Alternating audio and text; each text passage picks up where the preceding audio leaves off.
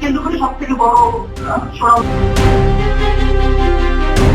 বিজয়নগরের ব্যস্ত দুপুর, জুমার নামাজের পরপরই হঠাৎ ছুটে আসে একটি মোটরসাইকেল। রিকশায় বসা স্বতন্ত্র প্রার্থী ও ইনকিলাব মঞ্চের মুখপাত্র শরীফ উসমান হাদির দিকে মুহূর্তেই ঘটে হামলা। চারপাশে সৃষ্টি হয় আতঙ্ক, মানুষ দিশেহারা হয়ে পড়ে। অল্প সময়ের মধ্যে গুরুতর আহত হাদিকে দ্রুত ঢাকা মেডিকেল কলেজ হাসপাতালে নেওয়া হয়। ঠিক কিভাবে পরিকল্পনা সাজানো হয়েছিল, কারা ছিল হামলার পিছনে, প্রথম মুহূর্তে কারো পক্ষে বোঝা যায়নি। তবে তদন্তের অগ্রগতির সঙ্গে সঙ্গে উঠে আসে আরও ভয়ঙ্কর তথ্য।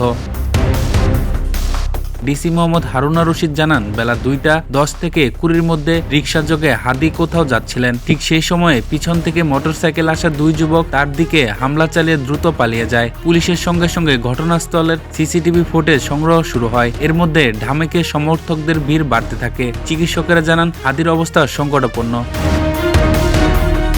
এদিকে সাংবাদিক জুলকারনাইন সাহের তদন্তে উঠে এসেছে পরিকল্পনাকারীর নাম ফয়সাল করিম মাসুদ, যাকে অনেকে চেনেন রাহুল বা দাউদ খান নামে। লুটপাটের একটি মামলায় মাত্র 28 অক্টোবর তিনি হাইকোর্ট থেকে জামিন পান। ছাত্রলীগের সাবেক প্রযুক্তি বিষয়ক উপসম্পাদক ছিলেন। ড্যাফোডিল ইন্টারন্যাশনাল ইউনিভার্সিটির সফটওয়্যার ইঞ্জিনিয়ারিং এ প্রথম ব্যাচে শিক্ষার্থীও ছিলেন তিনি। পরিচিতরা জানান, গত 9 ডিসেম্বর থেকে তাকে ইনকিলাব কালচারাল সেন্টারে আশেপাশে নিয়মিত দেখা যায়। তিনি আদাবরের বাসিন্দা, সেখানেই ব্যবসা করেন।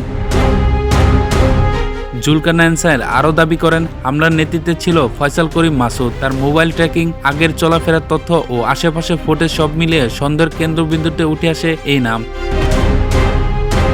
হাসপাতালে হাদির অবস্থা স্থিতিশীল না হওয়ায় পরিবার আরও উন্নত চিকিৎসার সিদ্ধান্ত নেয়। চিকিৎসকদের পরামর্শে ইনকিলাব মঞ্চের মুখপাত্র ও স্বতন্ত্র সংসদ সদস্য প্রার্থী শরীফ উসমান বিন হাদিকে ঢাকা মেডিকেল কলেজ হাসপাতাল থেকে রাজধানীর এভার কেয়ার হাসপাতালে স্থানান্তর করা হয়।